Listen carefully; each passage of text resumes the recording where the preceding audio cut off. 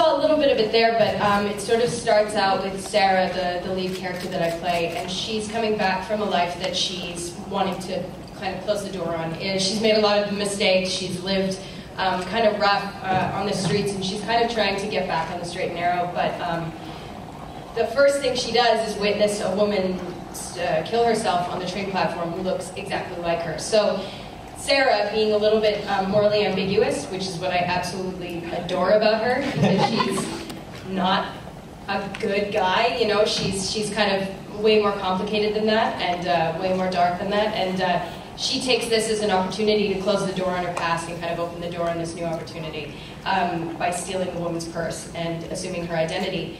And that's kind of all I can say.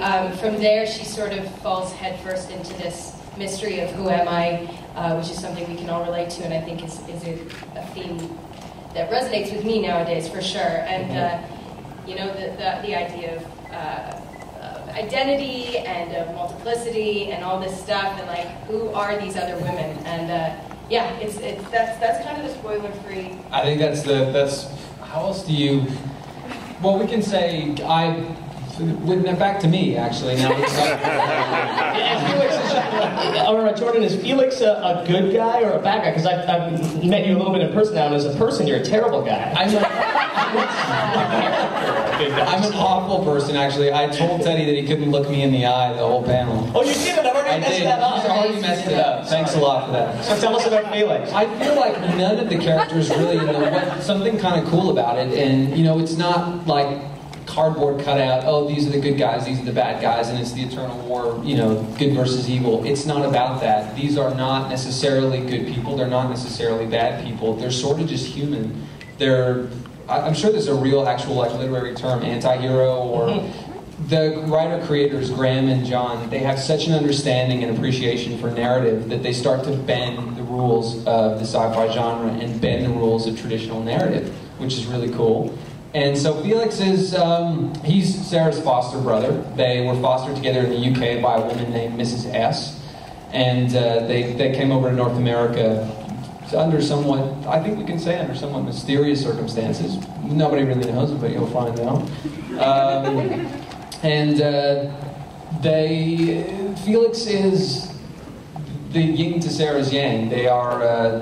They're each other's everything. They're each other's confidant, really the only people that the other trusts. And as far as Felix is the proverbial showman. He's an artist, and everything is kind of an art project. Everything's a theatrical production. He's very over the top, which is very fun to play.